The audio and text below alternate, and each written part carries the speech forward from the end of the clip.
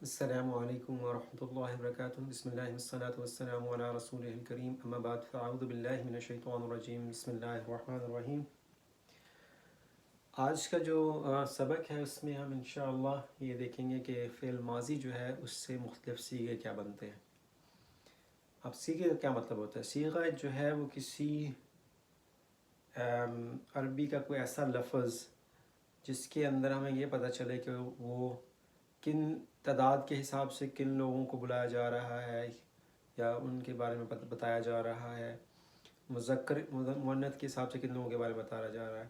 تو آپ نے جو اسم ضمیر دیکھا تھا اس میں ہوا، ہما، ہم، ہیا، ہما، ہننا، تو اس کے اندر ہم نے 14 مختلف قسم کی حالتیں دیکھی، 14 مختلف قسم کے لوگ دیکھے تھے۔ اس میں ایک مرد تھا، 2 مرد، سب مرد جو غائب ہیں، اسی طرح سے ایک عورت، 2 عورتیں۔ تو آپ کو وہ یاد ہوگا کہ ہوا، ہما، ہم، ہیا، ہما، ہننا اس کی ایک گردان تھی۔ اب جو فعل ماضی ہے اس کے اندر یا کوئی بھی جو گردان ہوتی ہے فعل ماضی یا مضارع کی، وہ ایک لفظ ہی بیسیکلی پورا فقرہ ہوتا ہے۔ میں آپ کو ایک مثال دیتا ہوں۔ ایک مثال میں لکھا ہے فا لا، تو اسے لفظ بن گیا۔ جو عربی کے حروف ترجیح اس میں سے فعلا ہم نے لے لیا، ان کو آپس میں جوڑ دیں تو فعلا بن گیا۔ تو فعلا کا مطلب ہوگا اس نے کام کیا۔ عربی زبان کتنی خوبصورت ہے کہ اس میں 3 حرفوں سے، فعلا سے ہم نے ایک جملہ مکمل کر دیا، اس کا مطلب بھی واضح ہو رہا ہے کہ اس نے کام کیا۔ اس کی زیادہ تفصیل تو ہمارے پاس نہیں آ رہی، لیکن اس میں سے جملہ پورا ہے کہ اس نے کام کیا۔ دارا با سے مطلب ہوگا کہ اس نے مارا۔ اب ہمیں پتہ ہے کہ جو عربی زبان ہے وہ اس کے اندر بہت ساری جو ہے، اس عربی زبان کے اندر بہت سارے الفاظ ہوتے ہیں جس سے ہمیں پتہ چلتا ہے کہ وہ کام کرنے والے کتنے لوگ ہیں، اور واحد ہیں، مذکر ہیں، مؤنث ہیں، جمع ہیں، حاضر ہیں یا غائب ہیں۔ تو اس طرح سے اس فعلا کے اندر مختلف تبدیلیاں آتی ہیں جس سے ہمیں پتہ چل جاتا ہے کہ کتنے لوگوں نے کام کیا۔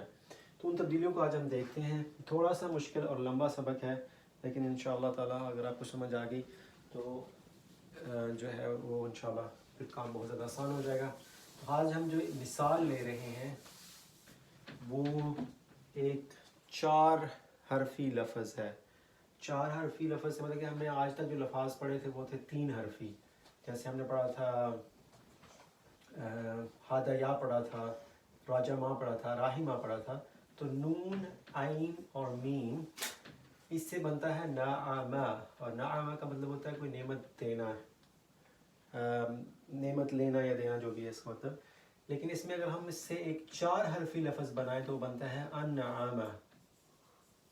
انعامہ، انعامہ کا مطلب ہوتا ہے کسی کے اوپر نعمت کرنا، یعنی کسی کے اوپر کوئی احسان کرنا یا اس کو کوئی چیز دینا، اور جو کہ احسان کے معنوں میں آئے۔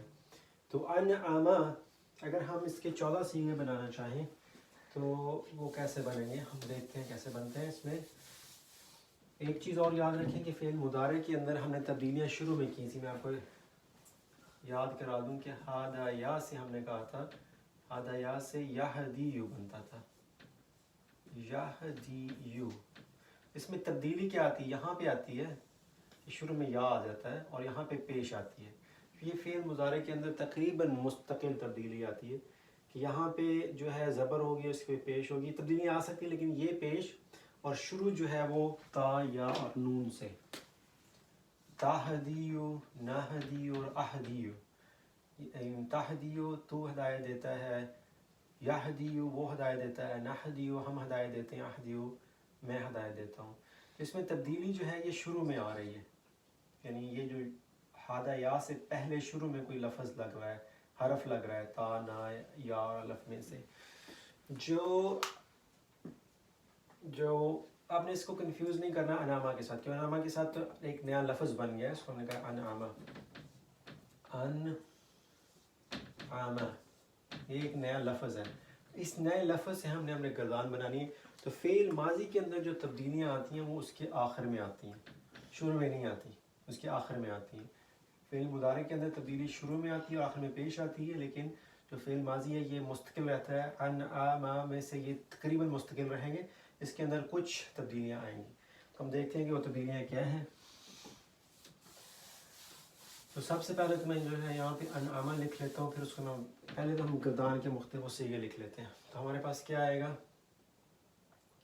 ہمارے پاس آئے گا واحد، تثنیہ اور جمع۔ یہاں پہ کیا ہوگا؟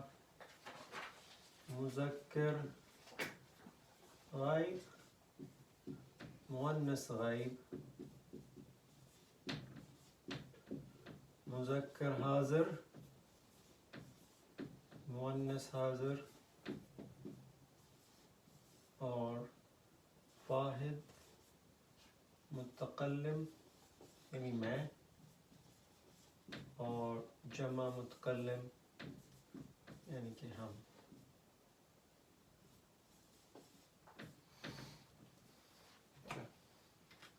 اب اگر ہم یہاں پہ سارا لکھ لیں، ہر جگہ پہ انعم انعم ہی لکھ لیتے ہیں، انعم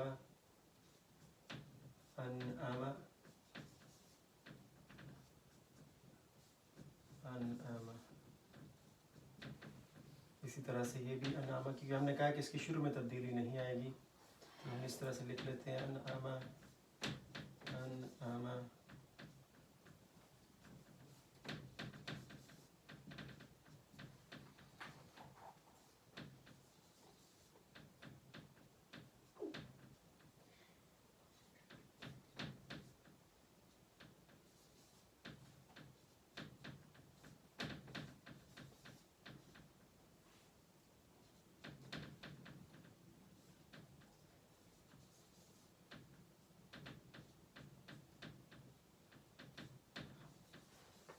ہمارے 14 صیغے پورے ہو گئے، تو ہم دیکھیں تبدیلیاں کیا آتی ہیں۔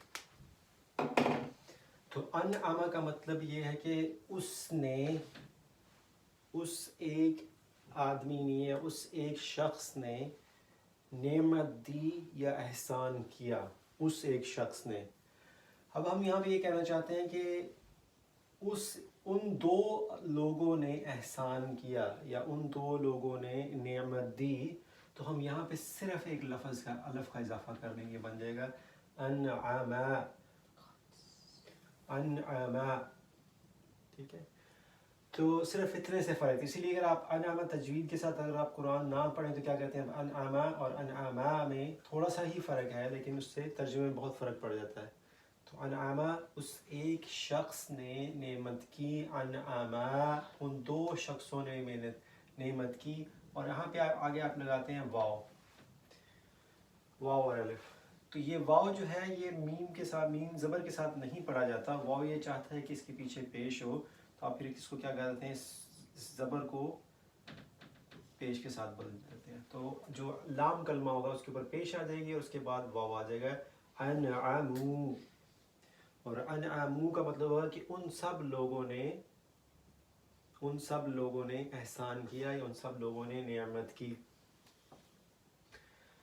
انعمت، اس کے آگے تے لگا دیں تو یہ بن جاتا ہے مؤنث غائب کا صیغہ، تو انعمت بن جائے گا، انعمت اس ایک عورت نے احسان کیا، انعمتا، تو یہ بن جائے گا ان دو عورتوں نے احسان کیا۔ اور یہاں پہ جو ہے وہ لگتا ہے انعمت، انعمتا، انعمنا، تو یہاں پہ نون لگاتے ہیں، اس کے اوپر زبر ہوتی ہے۔ تو اب یہ انعمنا جو ہے اس میں تبدیلی ایک اور آتی ہے کہ اس کے اوپر جزم آ جاتی ہے، تو یہ بن جاتا ہے انعمنا۔ اب یہاں تک میم کے اوپر زبر تھی سب میں، انعما، انعما، انعمو، انعمت، انعمتا، لیکن یہاں پہ جو صیغہ ہے تھوڑا سا بدل جاتا ہے، اس میں عین کے اوپر، میم کے اوپر جو ہے وہ جزم آ جاتی ہے، تو ہم اس کو کیسے لکھتے ہیں؟ انعمنا، انعمنا، اور انعمنا کا مطلب ہوگا اس ایک عورت، ان سب عورتوں نے احسان کیا۔ جو مذکر حاضر ہے اس کے سامنے انعمتا، تو نے انعام کیا، تو یہ جو یہاں والی جزم ہے یہ آگے چلے گی سب سیغوں کے اوپر. اب یہاں پہ سب میں جزم آ جائے گی.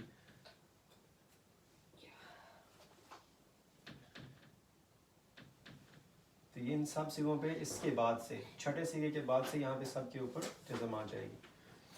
تو انعمت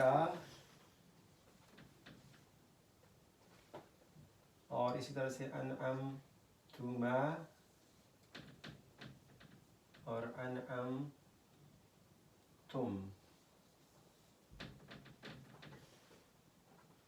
تا تما تم جیسے اس کے اندر کا کما کم اور انت انتما انتم تھے وہی والے الفاظ ہیں. جو یہ والے ہیں ہم سوری بھول گیا تھا لکھنا کہ یہاں پہ آ جائے گا انعم. یہ بھی انعم نہیں بلکہ انعم انعم اور یہاں پہ بن جائے گا انعم.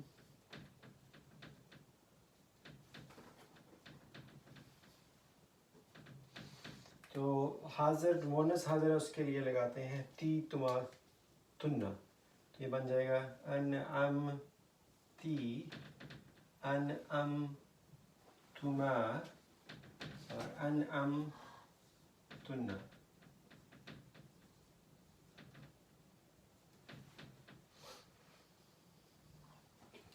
اور جو واحد متکلم ہے اس کے لیے لگاتے ہیں انعمتو. کہ تے کے اوپر جو پیش ہوگی اس کا مطلب ہوگا انعمتو اور انعمنا. تھوڑا سا مشکل ہے لیکن اس کو یاد رکھنے کا طریقہ یہ ہے کہ مذکر غائب کے آگے صرف ایک لفظ جو کا اضافہ کرنے سے دو بن جاتے ہیں اور اس کو واو لگانے سے زیادہ بن جاتے ہیں. تو انعما ایک شخص, انعما دو شخص, انعمو سب شخص. اور جو مذکر غائب ہے اس میں انعمت انعمتا انعمنا. مذکر حاضر کے لیے انعمتا انعمتما انعمتم. مؤنث حاضر کے لیے تو ایک عورت نے نعمت کی, انعمتما تم دونوں عورتوں نے احسان کیا, انعمتنا تم سب عورتوں نے احسان کیا. اگر تے کے اوپر پیش ہو تو اس کا مطلب ہے میں نے احسان کیا اور انعمنا ہم نے احسان کیا. تو جو لفظ ہم استعمال کریں گے وہ ہے انعمتا, تو نے احسان کیا. یہ ہمارے اگلے سبق کا حصہ ہے. تھوڑا سا مشکل سبق ہے, آپ نے جو ہے پریشان نہیں ہونا. اس کی وجہ یہ ہے کہ انشاءاللہ تعالیٰ اس کو ہم بار بار کریں گے. یہ صرف ہم نے ایک دفعہ نہیں کیا, ہم نے صرف ان 14 سیغوں میں سے آپ کو صرف ایک تھوڑا سا اندازہ ہو جائے کہ کوئی بھی جو ایک ماضی کا ایک لفظ ہے, صیغہ ہے فعل کا, اس سے 14 مختلف قسم کے الفاظ بنتے ہیں. اور ان الفاظ کا جب آپ نے ترجمہ کرنا ہے تو اس سے اندازہ ہوگا کہ یہ کتنے لوگ ہیں, حاضر ہیں یا غائب ہیں, متکلم ہیں یا غائب ہیں. اور مذکر مؤنث کا بھی ان سے اندازہ ہوتا ہے. تو جہاں پہ بھی وہ لفظ انشاءاللہ آئے گا تو ہم اس کو دوبارہ کریں گے. فی الحال جو ہے اتنا یاد رکھیں کہ انعمتا جو ہے وہ انعما سے آیا ہے اور اس کا مطلب ہے کہ تو نے نعمت کی یا تو نے احسان کیا. تو انشاءاللہ جزاک اللہ خیر. السلام علیکم ورحمۃ اللہ وبرکاتہ.